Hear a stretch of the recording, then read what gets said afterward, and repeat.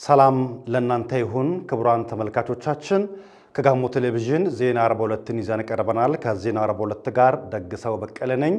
በዜና 42ታችን ቢዝነስ፣ ስፖርታዊና የውጭ መረጃዎችን እንመለከታለን። አብራችሁ እንድትቆዩ ከመላው ከስቱዲዮ ባለሙያዎች ጋር በመሆን በጋራ እንጋብዛችኋለን። አበይት ጉዳዮችን እነሆ። በጋሞ ዞን መልካም አስተዳደር የማስፈን ጥረት ተጠናክሮ መቀጠል እንዳለበት የዞኑ ዋና አስተዳዳሪ ዶክተር ደምሴ አድማሱ አሳሰቡ። የጋሞ ብሔረሰብ ቱባ ባህልን አምቆ የያዘው የመስቀል በዓልን በዩኔስኮ ለማስመዝገብ ጠንክሮ መስራት እንደሚገባ ተገለጸ። በጋሞ ዞን መሰረተ ልማት በማስፋፋት የህዝብ ለህዝብ ትብብርን ማጠናከር ትኩረት እንደሚሰጠው የዞኑ ዋና አስተዳዳሪ ዶክተር ደምሴ አድማሱ ተናገሩ። የሚሉትና የጋዛ የሰላም ንግግር በቀጠለበት ሰዓት እስራኤል የሐማስ ጥቃት ሁለተኛ ዓመት መታሰቢያ አከበረች የሚሉ የዕለቱ ዋና ዋና ጉዳዮቻችን ናቸው።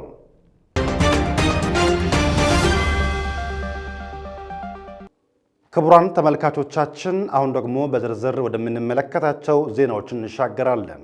አብራችሁን ቆዩ። በጋሞ ዞን መልካም አስተዳደር የማስፈን ጥረት ተጠናክሮ መቀጠል እንዳለበት የዞኑ ዋና አስተዳዳሪ ዶክተር ደምሴ አድማሱ አሳሰቡ። የዞኑ አስተዳደር ምክር ቤት የ2018 በጀት ዓመት የመጀመሪያ ሩብ ዓመት የሥራ አፈጻጸም ግምገማ አድርጓል። ዘገባው የባልደረባችን የብርቱካን ብዙነህ ነው። ሲሳይ ማሞ እንደሚከተለው ያቀርበዋል። ዋና አስተዳዳሪው ዶክተር ደምሴ አድማሱ በወቅቱ እንዳሉት በ2018 በመጀመሪያው ሩብ ዓመት የተከናወኑ ተግባራት የሚበረታቱ ናቸው። በተለይም መልካም አስተዳደርን ማጠናከር ትኩረት ሊሰጠው እንደሚገባ ነው ያመለከቱት። ምርትና ምርታማነትን ማሳደግና የገጠር ኮሪደር ልማትን በስፋት ማካሄድ፣ ገቢ አሰባሰብን ማሻሻል እንደሚያስፈልግም አመልክተዋል። እንዲሁም በትምህርት ዘርፍ የተገኙ ውጤቶችን ጥራትን በማሻሻል ሊቀጥሉ እንደሚገባ ገልጸው የተጀመሩ መሰረተ ልማቶችን ለማጠናቀቅ በትኩረት መስራት ያስፈልጋል ብለዋል። በሁሉም ዘርፍ የተከናወኑ ጠንካራ ጎኖችን በማስቀጠል ክፍተቶችን ማረም እንደሚገባ ነው ዶክተር ደምሴ ያሳሰቡት። ከትምህርት አንጻር አንደኛ 33ቱን ትምህርት ቤቶች በወረዳ ሳይሆን በዞን ክትትል መደረግ አለበት። 33ቱ ትምህርት ቤቶች ምኑ ጋር ነው ችግሩ ያለው፣ የትኛው ሳብጀክት ላይ ነው የሚለውን በደንብ ተለይቶ ሪፖርት ያስፈልገናል። በዛ ልክ ለውሳኔ በሚያመች መልኩ ተሰርቶ እንዲቀር ከልማት ማህበር ጋር እንደ አዲስ ውል መፈራረም ጥሩ ነው። አሁን ባለፈው ዓመት የተሰሩ ስራዎች ጥሩ ናቸው። ውጤት መሻሻል ላይ ትልቅ አስተዋጽኦ አድርጓል። አሁንም ደግሞ በዚህ ዓመት ይሄ ነገር ከወዲሁ እንዲጀመር ከልማት ማህበሩም ጋር ልዩ ስምምነትም እንድትደርገው ወደ ስራ እንዲገባ ነው። ጋሞ ባይራ ትምህርት ቤት የዚህ 2018 የሚጠበቅ ነው። ስለዚህ ከዛ አንጻር መደረግ የሚገባው ድጋፍ፣ መከፈል የሚገባውን ዋጋ እኛ ለመክፈል ዝግጁ ነን።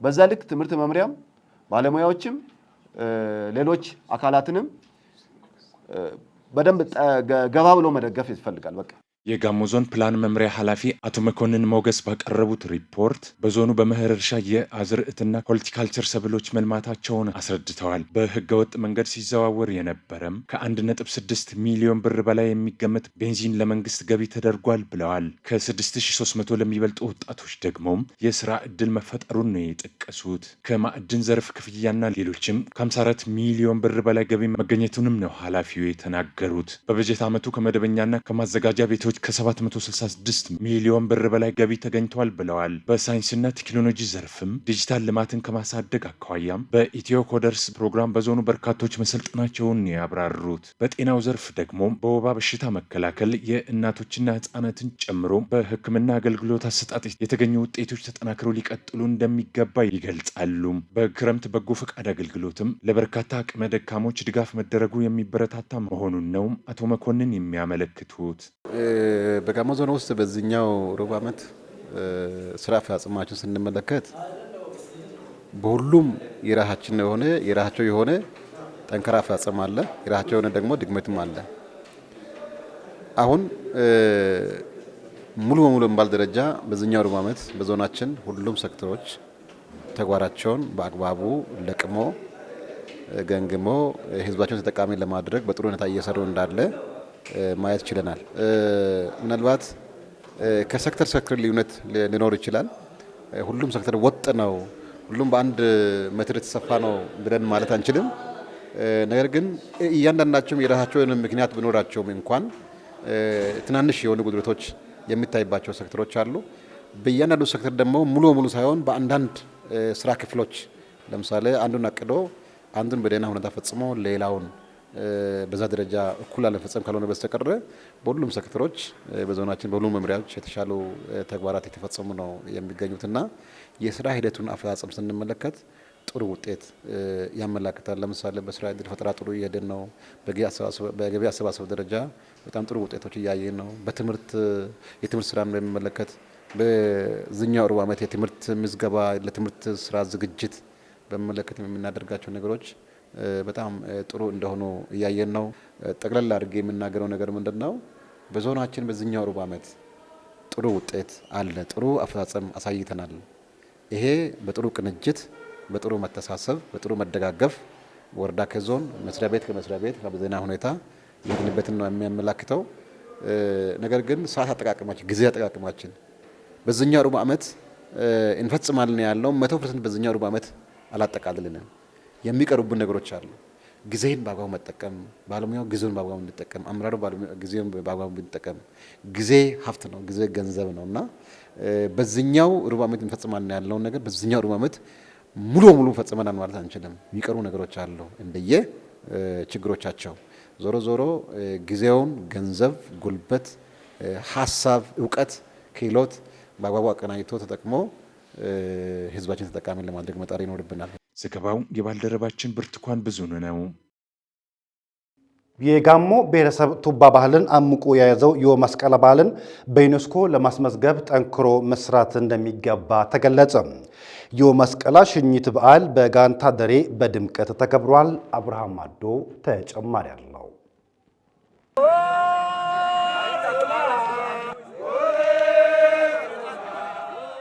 መስከረም ስጠባ አደይ አበባ ስፈካ በበርካታ ማህበራዊ መስተጋብሮች የደመቀው የመስቀል በዓል በሁሉም የጋሞ ደሬዎች ይከበራል። በልዩ ልዩ ክዋኔዎች ታጅቦ ሲከበር የዘለቀው የ2018 ዓመተ ምህረት የመስቀል በዓል ከጋሞ ደሬዎች መካከል አንዱ በሆነው በጋንታ ደሬ የማህበራዊ መስተጋብርን በሚያጎለብቱ እሴቶችና አዛኝ ዝግጅቶች ደምቆ ተሸኝተዋል። በሽኝት በዓል የተገኙት የአርባ ምንጭ ዙሪያ ወረዳ አስተዳደር የመንግስት ዋና ተጠሪ አቶ ሚሊዮን ገዙም የመስቀል በዓል የጋሞ ብሔረሰብ ቱባ ባህልን አምቆ የያዘ በመሆኑ የማስተዋወቁ ስራ ትኩረት ይፈልጋል ብለዋል። ጋንታ አባላት ጨምሮ ባህላዊ መሪዎች የሾሽኔ ዱቡሻ ባህላዊ ዱቡሻን 3 ጊዜ ዞረው ወደ ዱቡሻው ገብቶ የራሳቸውን ስርዓት የሚፈጽሙበት ስነ ስርዓት ነው። ወንዶችም ሴቶችም በራሳቸው መንገድ ዞሮ ገበያውን 3 ጊዜ ዞሮ ዱቡሻን ዞሮ ወደ ዱቡሻ ገብቶ የራሳቸውን ስርዓት የሚፈጽሙበት የሶፌ ስነ ስርዓት ነው ዛሬ እንግዲህ የሚካሄደው። እንደ ዞናችን እንደ ጋሞ ብሔረሰብ ሰፊ የሚዳሰሱና የማይዳሰሱ ባህላዊ እሴቶች አሉ። እንግዲህ የመስቀል አንዱ ከዚህ ውስጥ የሚጠቀስ ነው። ይሄ እሴት ሊዳብር ይገባል። 42 ደሬ ውስጥ የመስቀል በዓል አከባበር በደንብ መዳበር አለበት። የመስቀል በዓል በበርካታ ማህበራዊ ክዋኔዎች ታጅቦም እየተከበረ ሽኝት ስርዓት ላይ መድረሱን ጠቁሞም የቱሪስት ሜሲቭ በማድረግ የህብረተሰቡን የኢኮኖሚ ተጠቃሚነትን ለማጎልበት እምቅ ጸጋ ያለው ነው ብለዋል። በጣም ትልቅ፣ በጣም ደማቅ፣ በጣም ደስ የሚል በጋሞ ባህላዊ አልባስ የጋሞ ባህሉን ይዘቱን በጠበቀ መልኩ በሚያስደስት ሁኔታ እንግዲህ የባላባቱን አለባበስ አይታችኋል። ጉቼ አለ።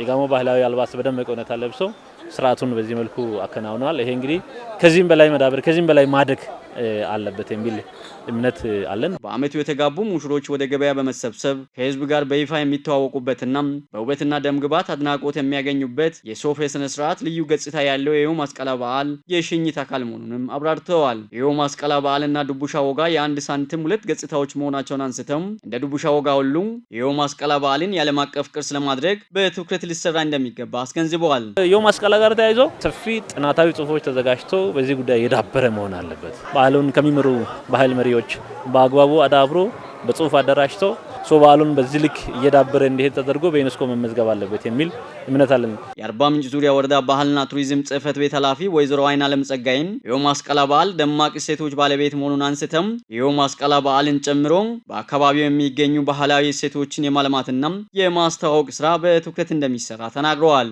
ይሄ በዓል የአንድነት፣ የፍቅር፣ የመተሳሰብ በዓል ነው። ከጥንት አባት አያቶቻችን ቅድመ አያቶቻችን ጀምሮ ሲካሄድ የነበረ ባህል በዓል ነው።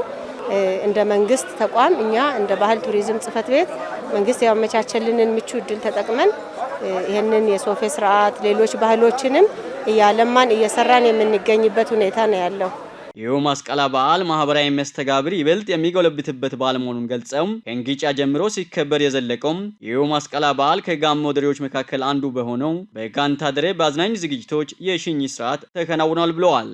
የጋንታ ካው አብጽ ያደረው የአዲሱ ዘመን የፈሽታ የደስታና የእርቅ ዘመን እንዲሆን የባህል አባቶች ህዝብን የሚመረቁበትና ለፈጣሪ ምስጋና የሚያቀርቡበት በዓል እንደሆነ ገልጸዋል። ኦገማጋ ታመኔ ለቾሬን ከጋሞ ደሬዎች መካከል አንዱ የሆነው የጋንታ ደሬ ማህበረሰብ ሁሉም አካባቢዎች በመሰብሰብ ከካው መናገሻ ጀምሮ የማስቀላ ሽኝት በዓልን በድምቀት እንደሚያከብር አስረድተዋል። የስድስቱ ጋንታ አጠቃላይ ንጉስ ናቸው። እነዚህ ካው ናቸው እና የሶፌውን ማስቀላ ሶፌውን ለማክበር ብለን ነው ወደዚህ መጣ ነው። በእኔ አካባቢ ያሉ ሰዎችን ሁሉ ሰብስቤ ነው እየመጣሁት። ምክንያቱም እዚህ ያለው ካው ጋር መጡት በእኔ አማካኝነት እዚህ መጥቶ በልቶ ጠጥቶ ባህሉን አክብሮ ስርዓቱን ጠብቆ የሚያስፈልገው ለንጉሱ የሚገባውን ሰጥቶ ይመለሳል።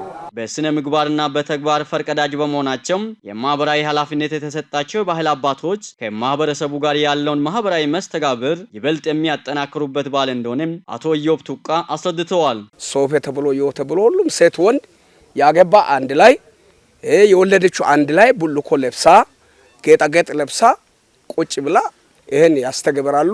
ንጉሱ እዚህ ይነሳና አደባባዩን ይሄን ይዞርና ህዝቡ ላይ በሽታ እንዳይኖር ሰላም እንዲኖር ሁሉም ነገር ጥል እንዳይኖር ለቀጣይ ዓመት ሰላም እግዚአብሔር እንዲያደርስ ይጸልያል። ከዛም በኋላ ገበያ እሳቸው በፈረስ እኛ በእግር ወሎሌ ተብሎ የእሳቸው አባት ፊኖ ወሎሌ አርሼ ወሎሌ አሁን እሳቸው አብጼ ነው በዛ ያለ የተዘመረ ብቻ የተጨፈረ ብቻ ሾሽኔ ይደርሳል። እንደገና ሾሽኔ 3 ዙር ይዞራል።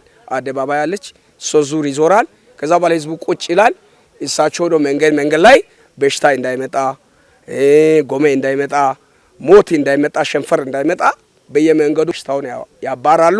በዓሉን ከተቸገሩት ጋር በመካፈልና ልዩ ልዩ የአብሮነት እሴትን የሚያጠናክሩ በጎ ስራዎችን እያከናወኑ ማክበራቸውን ተናግረዋል። ከጋሞ ደሬዎች መካከል አንዱ ከሆነው ከጋንታ ደሬ ጋር የዮ ማስቀላ ሽኝት በዓልን ለማክበር ከምዕራብ ጉጂ ዞን ገላን ወረዳ የመጡት አቶ ጋልማ ቦሌ የጋሞና የኦሮሞ ህዝቦች የተለያዩ እሴቶችን የሚጋሩ ህዝቦች መሆናቸውን አስረድተዋል። እዚህ ስንመጣ በዓሉን ለማክበር ነው። መስቀል ሽኝት ለማክበር በተደረገልን ጥሪ አክብረን እዚህ ስንመጣ በተደረገልን ደግሞ አቀባበል በጣም እናደንቃለን፣ እናመሰግናለን። ጋሞና ጉጂ ኦሮሞ ታሪክ አላቸው።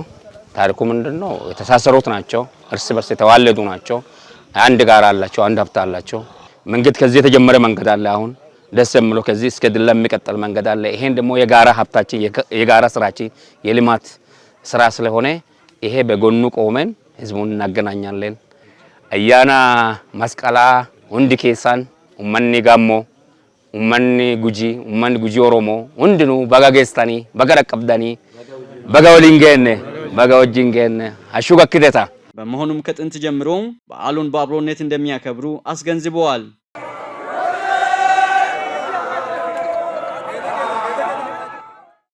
በጋሞ ዞን መሰረተ ልማት በማስፋፋት የህዝብ ለህዝብ ትብብርን ማጠናከር ትኩረት እንደሚሰጠው የዞኑ ዋና አስተዳዳሪ ዶክተር ደምሴ አድማሱ ተናገሩ። በዞኑ ጨንቻ ዙሪያ ወረዳ 12 ቀበሌዎችን የሚያገናኝ የዶርዜ ጠዮ ድልድይ ግንባታ ተጀምሯል። ይመኝሻል ዮሴፍ ዝርዝር አላት።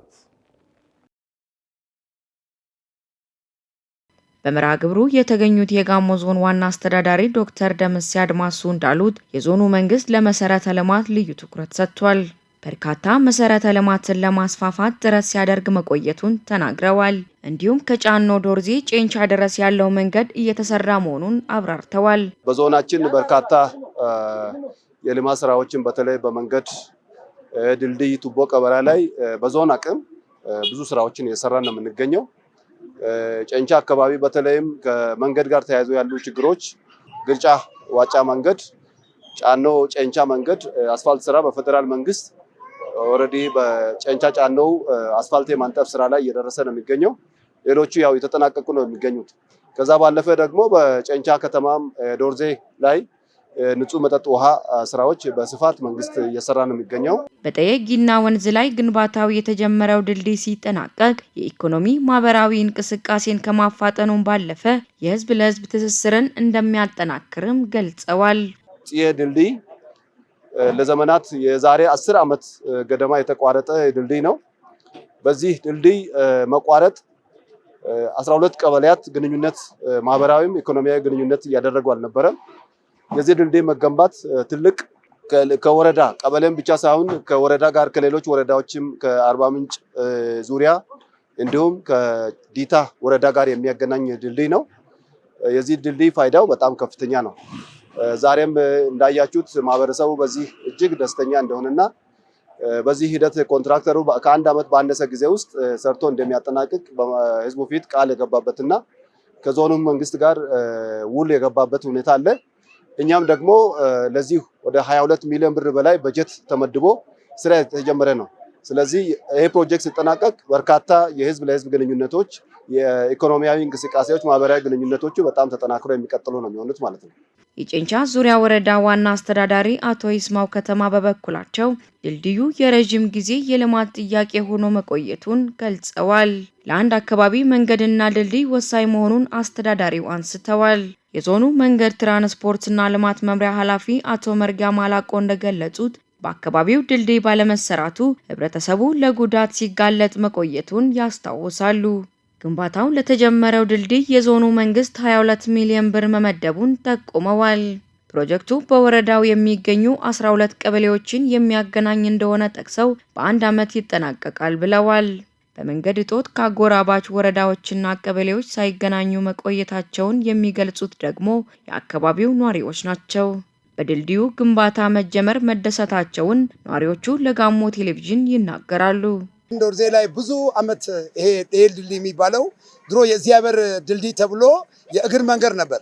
ያ እግር መንገድ ስንጠቀም ከአገር አገር እስከ ቦንኬ እስከ ዲታ እስከ የትም ነበር ተገናኝቶ በፈረስ በበቅሎ እህል የጫኑ ሲመጡ፣ አሁን በዛ የተነሳ ይሄ እህል ጠፍቶ ይሄ መንገድ ተሰብሮ ተለያይተን አገራችን ለእራብ ተዳርጎ ይሄን ለመንግስት አቤት ስንል ይሄው መንግስት ዛሬ ደረሰልን። ዛሬ በተፈጠረው ነገር በጣም ነው ደስ ያለን። ምክንያቱም ከ10 ዓመት በፊት ስንመኘው ወይም ስናስብ የነበረው ነገር ዛሬ እውን ሆኖ ስናገኘው በጣም ነው ከልባችን ደስ ያለን። ቀጣይም ደግሞ እግዚአብሔር በሰላም አስፈጽሞ እንዲያደርሰን ትልቁ ምኞታችን ነው። ወደ 12 ሀገሮች ማለት ደሬዎችን ነው የሚያገናኘው። ከተማው በጣም ነው እንትን ያለው። ለከተማውም ሆነ ለአካባቢው ሰው ለገበሬው ማህበሩም ትልቅ አስተዋጽኦ ይሰጣል ብዬ ነው የምገምተው። በተያያዘም በዕለቱ በጨንቻ ዙሪያ ወረዳ ዶርዜ አማራና ቦዶ ቀበሌ የተገነባው የአርሶ አደር ማሰልጠኛ ማዕከል ተመርቆ ለአገልግሎት በቅቷል። ለማዕከሉ ግንባታ 2.3 ሚሊዮን ብር ወጪ መደረጉን ተመላክቷል። ጠቅላይ ሚኒስትር ዶክተር አብይ አህመድ መንግስት ኢትዮጵያ መቀየርና መበልጸግ አለባት ብሎ በቁርጠኝነት አምኖ እየተጋ ይገኛል ሲሉ ገለጹ። ለኢትዮጵያ ዜና አገልግሎት ዘገባ የአምላክነሽ ተረፈ። ጠቅላይ ሚኒስትር ዶክተር አብይ አህመድ በተገኙበት 7ኛው የታማኝ ግብር ከፋዮች እውቅናና ሽልማት ስነ ስርዓት ተካሂዷል። በዚሁ ወቅት ጠቅላይ ሚኒስትሩ ባደረጉት ንግግር የኢትዮጵያ መንግስት ኢትዮጵያ መቀየር አለባት፣ መበልጸግ አለባት ብሎ በቁርጠኝነት አምኖ እየተጋ ይገኛል ሲሉ አስገንዝበዋል። ይህ ትጋቱ ሊሳካ የሚችለው እንደናንተ ባሉ ታማኝ የስራ ፈጣሪዎች፣ ግብር ከፋዮች፣ ሰሪዎችና አሰሪዎች መሆኑ በጽኑ እናምናለን ብለዋል። በታማኝነት በእናንተ ገንዘብ ኢትዮጵያን እንሰራለን የሚል ነበር። አሁን አምና ቃል የገባሁላችሁን መናገር እንብዛም አያስፈልግም። ከዚህ ወጥታችሁ ወደ ቤታችሁ ስትሄዱ በማስተዋል ግራና ቀኝ 20 ኪሎ ሜትር 30 ኪሎ ሜትር ብትጓዙ የእናንተ ገንዘብ 1 ብር 1 ዶላር እርዳታ ብድር ሳይታከልበት ያ የቆሸሸ ከተማችንን ለልጆቻችን በሚመጥን መልክ መስራት መጀመራችን ማሳያ ስለሆነ በእናንተ ገንዘብ ሀገር እየተሰራች መሆኑን ዳግም በኩራት ልገልጽላችሁ እወዳለሁ። የኢትዮጵያ መንግስት ኢትዮጵያ መቀየር አለባት፣ መበልጸግ አለባት ብሎ በቁርጠኝነት አምኖ እየተጋ ይገኛል። ይህ ትጋቱ ሊሳካ የሚችለው እውን ሊሆን የሚችለው እንደናንተ ባሉ ታማኝ የሥራ ፈጣሪዎችና ግብር ከፋዮች፣ ሰሪዎችና አሰሪዎች መሆኑንም በጽኑ እናምናለን። በዚሁ አግባብ በመንግስትና በታማኝ ግብር ከፋዮች መካከል በጥቂት ጉዳዮች ላይ በጽሁፍ ያልሆነ ስምምነት እንድንፈጽም እፈልጋለሁ ነው ያሉት። በዚሁ መሰረት አንደኛ በእናንተ በኩል የግሉ ሴክተር ከትርፍ በላይ ማህበራዊ ዓላማን ያነገበ ስራ የእያንዳንዱ ኩባንያ የሥራ ኃላፊዎችና ባለቤቶች አንዱና ዋነኛ ተልዕኮ መሆን እንዳለበት አስረድተዋል። ሰርቶ ከግማሽ ቢሊዮን ብር በላይ ግብር የሚከፍል ሰው ከትርፍ በላይ ለማህበራዊ ዓላማ ራሱን ማዘጋጀት ይኖርበታል ሲሉም ጠቁመዋል። ሁለተኛ በእኛ በኩል በታማኝነት ልናገለግላችሁ ስለወሰንን በስኬትም ሆነ በተግዳሮት ከመንግስትና ከህዝብ ጋር የምትተጉ ታማኝ መሆን አለባችሁም ነው ያሉት። በደህናው ዘመን የምትሰበስቡና የምታካብቱ፣ በችግር ጊዜ ደግሞ ወደ ዱባይ የምትሸሹ መሆን የለባችሁም። በመከራውም ሆነ በስኬት ጊዜ በጋራ ጸንተን የምንቆም መሆን አለብን ሲሉም በአጽንኦት ገልጸዋል። በመንግስትና በታማኝ የግብር ከፋዮች መካከል በጥቂት ፖይንቶች ላይ በጽሁፍ ያልሆነ ስምምነት እንድንፈጽም እፈልጋለሁ። በእናንተ በኩል የግሉ ሴክተር ከትርፍ በላይ ማህበራዊ ዓላማን ያነገበ ስራ የእያንዳንዱ ኩባንያ የሥራ ኃላፊዎችና ባለቤቶች አንዱ ዋነኛ ተልዕኮ መሆን አለበት። ሰርቶ ከግማሽ ቢሊዮን ብር በላይ ግብር የሚከፍል ሰው ከትርፍ በላይ ለማህበራዊ ዓላማ ራሱን ማዘጋጀት ይኖርበታል። ሁለተኛው በታማኝነት ልናገለግላችሁ ስለወሰን በስኬትም በተግዳሮትም ከመንግስትና ከህዝብ ጋር የምትጋሩ ታማኞች መሆን አለባችሁ።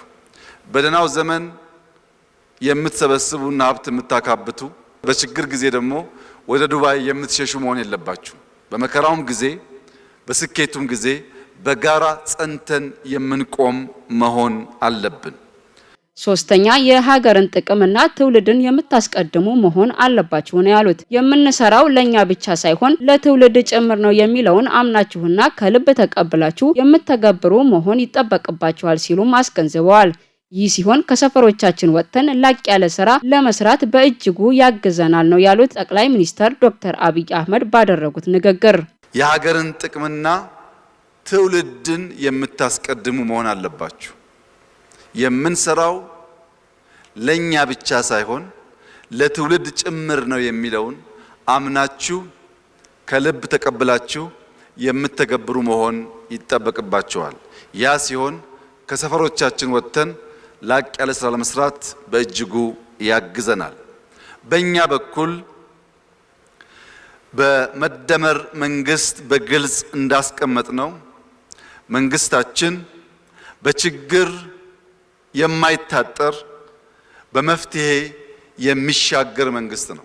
ችግሮች ቆላልፈው አይዙንም፣ መፍትሄ እያፈለቅን እንሻገራለን።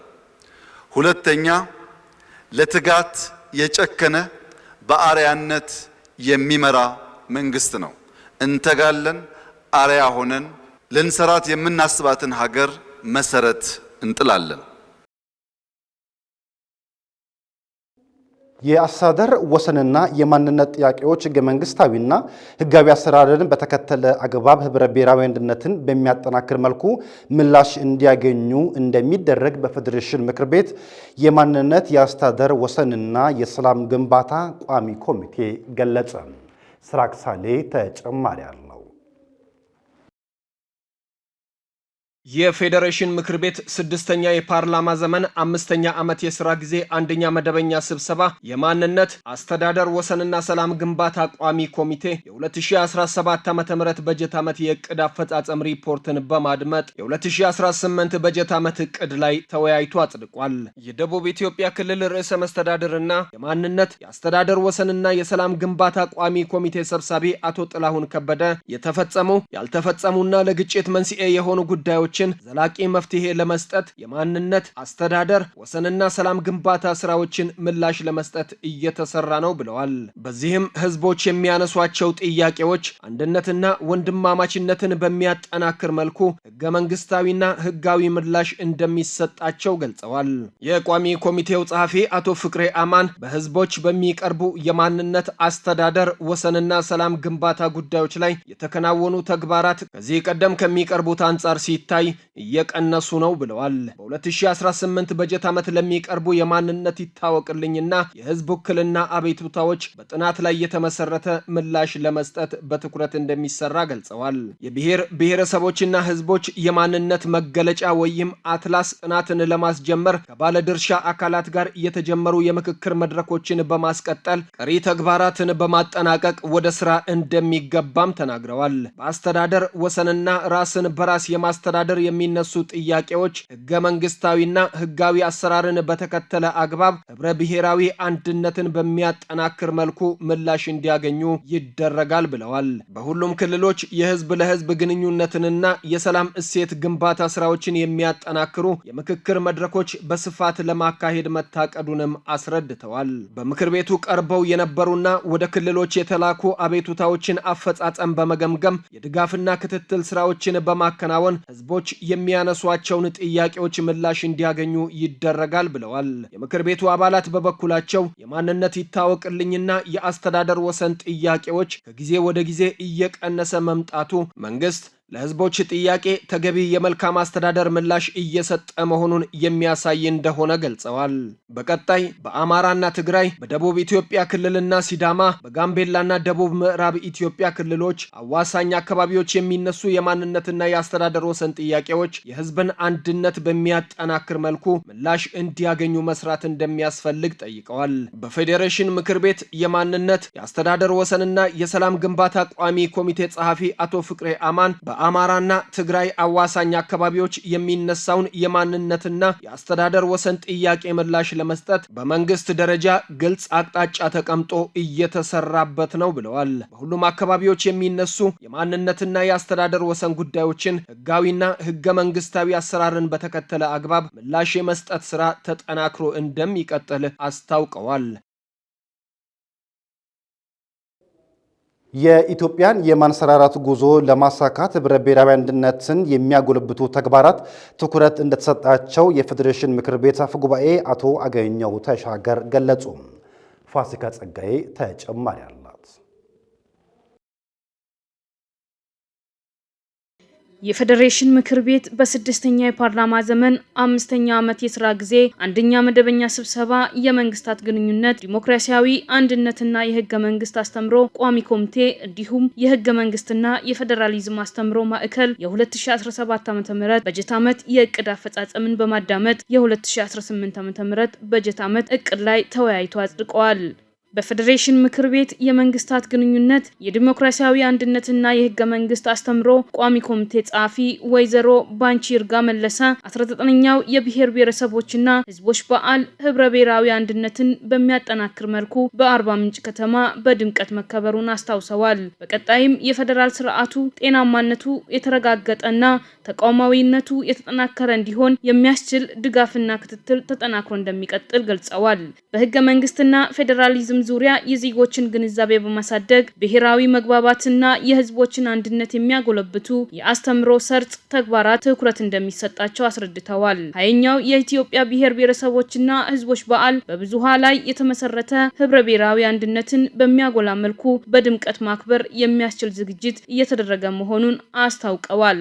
ክብረ በዓሉ የህዝቦችን የነቃ ተሳትፎ ባረጋገጠ መልኩ በሁሉም ክልሎችና ከተማ መስተዳድሮች በተለያዩ ዝግጅቶች እንደሚከበርና በሀገር አቀፍ ደረጃ በማዕከላዊ ኢትዮጵያ ክልል ሆሳና ከተማ እንደሚከበር አስረድተዋል። በፌዴሬሽን ምክር ቤት የህገ መንግስትና የፌዴራሊዝም አስተምሮ ማዕከል ዋና ዳይሬክተር ዶክተር ኃይለ ኢየሱስ ታዬ ባለፈው ዓመት በትምህርት ተቋማትና በመገናኛ ብዙሃን የፌዴራሊዝም አስተምሮ ተግባራት መከናወኑን ገልጸዋል። በተያዘው በጀት ዓመትም በጥናትና ምርምር ምርምር በፌዴራሊዝምና ህገ መንግስታዊ አስተምሮ የዜጎችን ግንዛቤ የሚያሳድጉ ተግባራት እንደሚከናወኑ አስገንዝበዋል።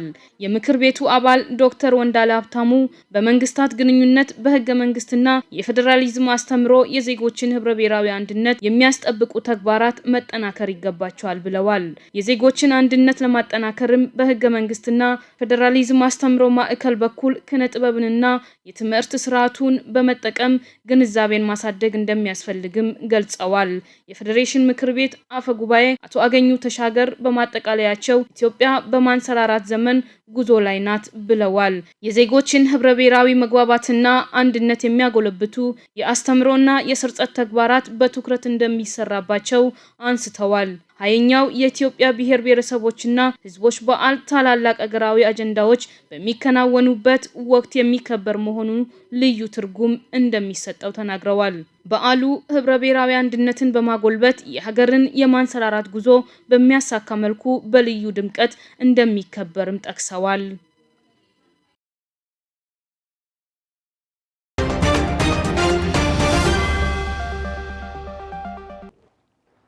እየተመለከታችሁት የምትገኙት ከጋሞ ቴሌቪዥን የሚተላለፍላችሁን ዜና 42 ነው።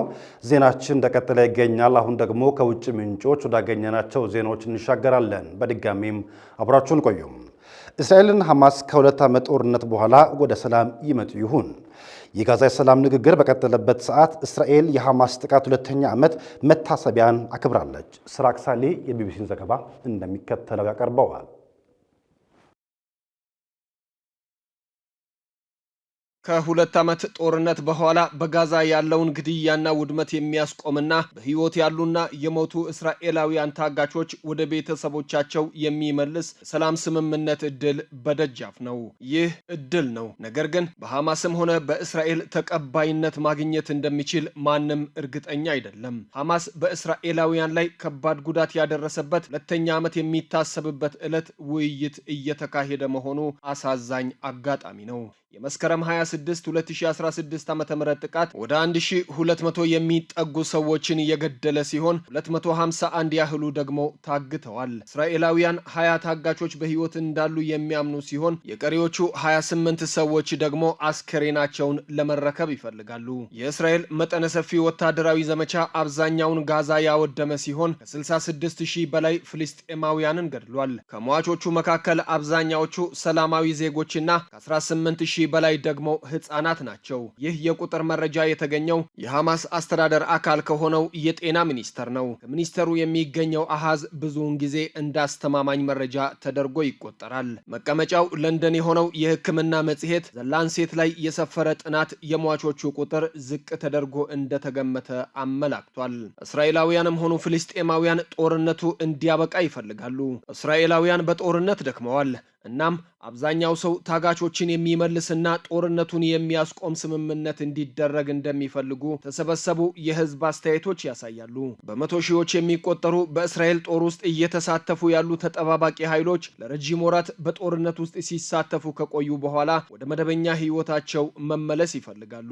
በጋዛ ውስጥ ከ2 ሚሊዮን በላይ ፍልስጤማውያን በእስራኤል ጦር ጥይት በረሃብና ወደ ሰርጡ የሚገባን ማንኛውም እርዳታ ማገዷን ተከትሎ በተፈጠረ ሰው ሰራሽ ድርቅ የተነሳ በሰብአዊ አደጋ ውስጥ ይገኛሉ። እስራኤልን በአውዳሚ ኃይል ማጥቃት የቻለው ሐማስ ከ2 ዓመት የማያባራ ወታደራዊ ዘመቻ በኋላ ተሰብሯል። በፍርስራሾች መካከል የደፈጣ ውጊያ የሚያካሂድ የከተማ ሽምቅ ተዋጊ ኃይል ሆኗል። ቡድኑ ለፍልስጤም ምሁራን ስልጣን ለማስረከብ ቢስማማም ሐማስ እስትንፋሱን የሚያቆይበት መንገድ መፈለጉ አይቀርም። የተረፉትን ከባድ መሳሪያዎቹን ማስረከብ ወይም ማውደም እንዳለበት ቢቀበልም ለሁለት አስርት ዓመታት ለሚጠጋ ጊዜ በጭካኔ አገዛዙ የደቆሳቸው ፍልስጤማውያን በቀል እንዳይፈጽሙበት ራሱን ለመከላከል የሚያስችል በቂ ጦር መሳሪያ መያዝ ይፈልጋል። በእርግጥ ይህንን በአደባባይ ባይለውም አሁንም ተከታዮች ያሉት ድርጅትና እስራኤልን ለማጥፋት የሚጥር ታጣቂ በመሆን ስሙን ጠብቆ ለመቆየት የሚያስችለውና ዳግም ራሱን ማደራጀት አቅም የሚሰጠው መሳሪያ ያስፈልገዋል። እስራኤል በበኩሏ ሐማስ እጅ የሚሰጥበትን መንገድ መቀመር ትፈልጋለች። ነገር ግን ሐማስ የዛሬ ወር ከነበረው ይልቅ ጠንካራ ድርድር ለማካሄድና በርካታ እድሎችን ለመክፈት አጋጣሚዎቹ ያሉት ይመስላል።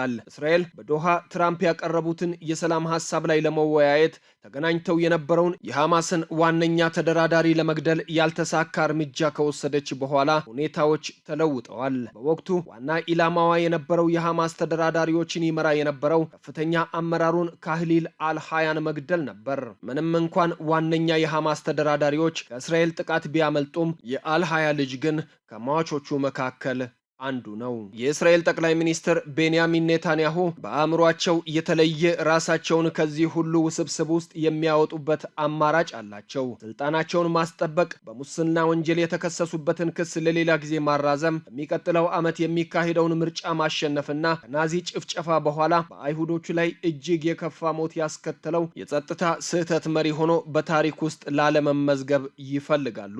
ይህንንም ለማሳካት ደግሞ አስተማማኝ ጠቅላላ ድል ለማወጅ ተአማኒ የሆነ መንገድ ያስፈልጋል። ኔታንያሁ ይህንን የታጋቾቹ መመለስ፣ የሐማስ መጥፋትና ጋዛን ከወታደራዊ ቀጠናነት ነፃ ማውጣት ሲሉ ያስቀምጡታል። ይህን ማድረግ ካልቻሉ እስራኤል ባለፉት 2 ዓመታት ውስጥ በሊባኖስና በኢራን በጠላቶቿ ላይ ያደረሰችውን ትክክለኛ ጉዳት ለማመልከት በቂ አይሆንም። የሐማስና የእስራኤል ተደራዳሪዎች ፊት ለፊት አይገናኙም። ግብጽና የኳታር ባለስልጣኖች አሸማጋዮች ይሆናሉ። እናም እዚያ የሚገኙት አሜሪካውያን ትልቅ ተጽዕኖ ምናልባትም ወሳኝ ሚና ይኖራቸዋል። በሐማስና እስራኤል መካከል የሚደረገው ንግግር መሰረቱ ዶናልድ ትራምፕ ያቀረቡት ባለ 20 ነጥብ የጋዛ የሰላም እቅድ ነው። የፕሬዝዳንቱ እቅድ የዌስት ባንክን የወደፊት እጣ ፋንታም አይጠቅስም። ዩናይትድ ኪንግደምና ሌሎች ግን እንደ ፍልስጤም ግዛት እውቅና ሰጥተዋል። በሻርም ኤል ሼክ የሚኖረው ድርድር ከፍተኛ ውጥረት የተሞላበት ነው። በአረቦችና በአይሁዶች መካከል ከ100 ዓመት በላይ የዘለቀውን እጅግ አውዳሚና ደም አፋሳሽ ጦርነትን ለማስቆም የሚችል ተኩስ አቁም ስምምነት ላይ ለመድረስ እድሉ አለ። የመጀመሪያው ፈተና እስራኤላውያን ታጋቾችን ማስለቀቅ ይሆናል። በምትኩ ደግሞ ጦርነቱ ከተጀመረበት ጊዜ አንስቶ ያለ ፍርድ ተይዘው በእስር ላይ የሚገኙና የዕድሜ ልክ እስራት የሚቀጡ ፍልስጤማውያንን ማስለቀቁም ቀላል ስራ አይደለም። ፕሬዝዳንት ትራምፕ በፍጥነት ውጤት ይፈልጋሉ። ሐማስ ስምምነቱን ውድቅ ካደረገ የሚደርስበትን ጥቃት በመግለጽ ሲያስፈራሩ፣ እስራኤል ሐማስን ለማጥፋት እርምጃ እንድትወስድ ሙሉ ድጋፍ እንደሚያደርጉም ቃል ገብተዋል። የዩናይትድ ስቴትስ ውጭ ጉዳይ ሚኒስትር ማርኮ ሩቢዮ ሐማስ ቆራጥ ከሆነ ለመስማማት ጥቂት ቀናት ብቻ እንደሚፈጅ ተናግረዋል። ሐማስም ሆነ እስራኤል ጦርነቱ እንዲቀጥል የሚፈልጉ ጠንካራ ተቺዎች አሏቸው። የሐማስ ምንጮች ለቢቢሲ እንደተናገሩት አሁንም ጋዛ የሚገኙት ወታደራዊ አዛዦች እስከ መጨረሻው ለመውጋትና በተቻለ መጠን ታጋቾችን ይዘው ለመቆየት ተዘጋጅተዋል። የቤንያሚን ኔታንያሁ ጥምረት ፍልስጤማውያንን ከጋዛ ማባረርና በአይሁድ ሰፋሪዎች መተካት ለሚለው ህልማቸው መሳካት ቅርብ እንደሆኑ በሚያስቡ እጅግ በጣም ብሔራዊ ጽንፈኞች ድጋፍ ላይ የተመሰረተ ነው።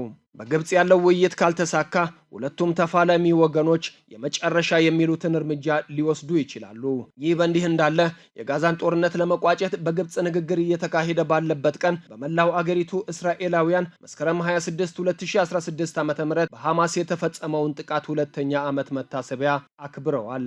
በጥቃቱ 1200 ሰዎች ሲገደሉ 251 ሰዎች ደግሞ ታግተው ወደ ጋዛ ተወስደዋል። እስራኤል ለጥቃቱ በጋዛ በወሰደችው አጸፋዊ ወታደራዊ ዘመቻ ደግሞ ከ67000 በላይ ሰዎች መገደላቸውን የሐማስ የጤና ሚኒስቴር አስታውቋል። ዘገባው የቢቢሲ ነው። የተከበራችሁ ተመልካቾቻችን የሰዓቱን ዜና ከማብቃታችን አስቀድመን አበይት ጉዳዮችን በድጋሚ እናስታውሳችሁ። በጋሞ ዞን መልካም አስተዳደር የማስፈን ጥረት ተጠናክሮ መቀጠል እንዳለበት የዞኑ ዋና አስተዳዳሪ ዶክተር ደምሴ አድማሱ አሳሰቡ። የጋሞ ብሔረሰብ ቱባ ባህልን አምቆ የያዘው የመስቀል በዓልን በዩኔስኮ ለማስመዝገብ ጠንክሮ መስራት እንደሚገባ ተገለጸ። በጋሞ ዞን መሰረተ ልማት በማስፋፋት የህዝብ ለህዝብ ትብብርን ማጠናከር ትኩረት እንደሚሰጠው የዞኑ ዋና አስተዳዳሪ ዶክተር ደምሴ አድማሱ ተናገሩ። የሚሉትና የጋዛ የሰላም ንግግር በቀጠለበት ሰዓት እስራኤል የሐማስ ጥቃት 2ኛ ዓመት መታሰቢያን አከበረች የሚሉ የዕለቱ ዋና ዋና ጉዳዮቻችን ነበሩ። ክቡራን ተመልካቾቻችን የሰዓቱን ዜና በዚህ ቋጨን። ቀሪ ቢዝነስና ስፖርታዊ ጉዳዮች ይቀጥላሉ። በእኔ በኩል ጤና ይስጥልን።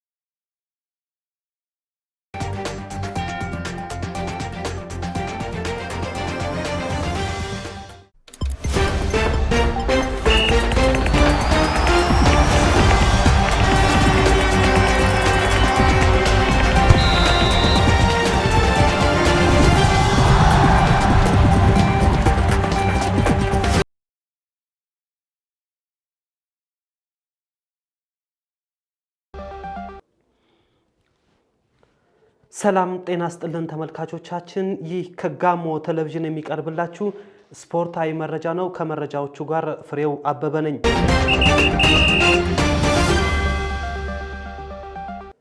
ካፍ የሴቶች የአፍሪካ ዋንጫ ተሳታፊ ሀገራትን ቁጥር ከፍ አደረገ። የአፍሪካ እግር ኳስ ኮንፌዴሬሽን ካፍ የሴቶች የአፍሪካ ዋንጫ ተሳታፊ ሀገራትን ቁጥር ለማሳደግ መወሰኑ ታውቋል። ሞሮኮ ከምታስተናግደው የ2026 የሴቶች የአፍሪካ ዋንጫ ጀምሮ 16 ሀገራት በውድድሩ ይሳተፋሉ ተብሏል። እንደ ኢትዮጵያን አቆጣጠር በ1998 የተጀመረው የሴቶች የአፍሪካ ዋንጫ እስከ 2018 ድረስ 8 ሀገራትን ሲያሳትፍ ቆይቷል። በኮቪድ ወረርሽኝ ምክንያት በ2020 ሳይካሄድም ቀርቷል። በ2022 የተመለሰው ውድድሩ 12 ሀገራትን እያሳተፈ አሁን ድረስ ቀጥሏል። ቢቢሲ ስፖርት አፍሪካ እንደዘገበው የተሳታፊ ሀገራት ቁጥር 16 ለማድረስ ከስምምነት ተደርሷል። ሞሮኮ ለምታስተናግደው የ16ኛው የሴቶች የአፍሪካ ዋንጫ ሀገራት የሁለተኛ ዙር ማጣሪያቸውን ለማድረግ እየተዘጋጁ ይገኛሉ። በዚህ ዙር 22 ሀገራት ተሳታፊ ሲሆኑ አሸናፊዎቹ 11 ሀገራት ራሳቸውን ለዋና ውድድር ዝግጁ ያደርጋሉ። ተሸናፊዎቹ ሀገራት ደግሞ አሁን የተሰጠውን 4 ኮታ ለማግኘት በድጋሚ ሌላ ማጣሪያ የሚያደርጉ ይሆናል። በሁለተኛው ዙር ኢትዮጵያ ከታንዛኒያ ጋር ተደልድላ ጨዋታውን ለማድረግ ዝግጅት ላይ ትገኛለች። ሉሲዎቹ የመጀመሪያ ጨዋታቸውን ከ12 ቀናት በኋላ በዳረ ሰላም ከተማ ያደርጋሉ። ውድ ተመልካቾቻችን አሁን ደግሞ ከውጭ የመረጃ ምንጮች ያዘጋጀናቸውን ዜናዎች እናቀርባለን። ክርስቲያኖ ሮናልዶ የመጀመሪያው ቢሊዮነር ተጫዋች ሆነ። ፖርቹጋላዊ ኮከብ ክርስቲያኖ ሮናልዶ የመጀመሪያው የእግር ኳስ ቢሊዮነርም ሆኗል። የ5 ጊዜ የባላንዶር አሸናፊው ክርስቲያኖ ሮናልዶ የተጣራ የሀብት መጠን 1.4 ቢሊዮን ዶላር መድረሱን የብሉምበርግ ዘገባ አመላክተዋል። ተጫዋቹ ከሳውዲ ክለብ አልናስር የሚያገኘው 300 ሚሊዮን ፓውንድ ክፍያና ከሌሎች አጋሮች የሚያገኘው ገቢ ያለውን የሀብት መጠን ከፍ እንዳደረገለትም ነው የተገለጸው። በዚህም ክርስቲያኖ ሮናልዶ በብሉምበርግ የቢሊዮነሮች ደረጃ ውስጥ መካተት የቻለ የመጀመሪያው የእግር ኳስ ተጫዋች መሆንም ችሏል። ሮናልዶ ከፖርቹጋል እግር ኳስ ፌዴሬሽን የምንጊዜ ምርጡ ተጫዋች በመባል በትላንትናው ዕለት የክብር ሽልማት እንደተሰጠውም ይታወሳል። በሴቶች የአውሮፓ ሻምፒየንስ ሊግ የአምናው ሻምፒዮን አርሴናል የውድድር ዓመቱን በሽንፈት ጀመረ። በሴቶች የአውሮፓ ሻምፒየንስ ሊግ የባለፈው ዓመት አሸናፊው አርሴናል ተሸነፈ። ውድ ተመልካቾቻችን ለዕለቱ ያዘጋጀናቸው ስፖርታዊ መረጃዎች እኚህ ነበሩ። ከቀሪ የጋሞ ቴሌቪዥን መርሃ ግብሮች ጋር መልካም ጊዜን ተመኘን።